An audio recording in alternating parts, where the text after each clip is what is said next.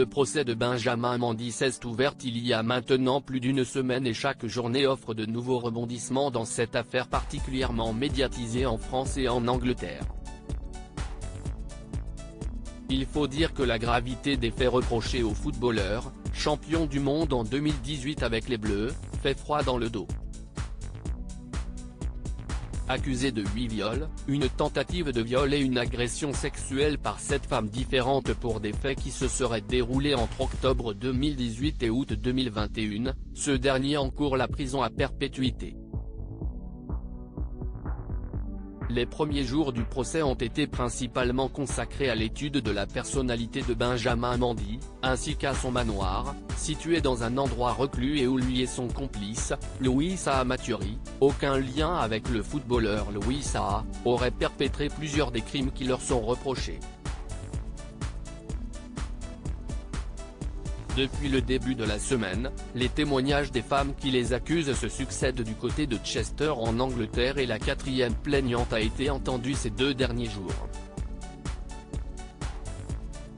Elle accuse le sportif de 28 ans de l'avoir violée lors d'une soirée qui se serait déroulée en juillet 2021 et après son témoignage, l'avocate de la défense, Eleanor Laws a pu mener un contre-interrogatoire.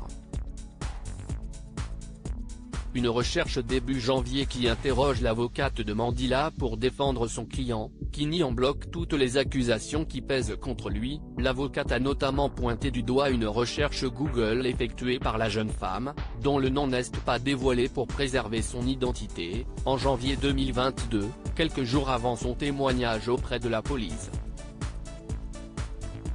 Cette dernière aurait effectué la recherche suivante: combien vaut Benjamin Mendy ? L'avocate poursuit alors son contre-interrogatoire. Le lendemain, vous avez commencé à écrire sur votre téléphone un récit de ce qu'il s'est passé avec M. Mendy, demande-t-elle à la plaignante, qui lui répond « Je ne m'en souviens pas », d'après la retranscription du procès du Manchester Evening News. Benjamin Mendy reste présumé innocent des faits qui lui sont reprochés jusqu'au jugement définitif.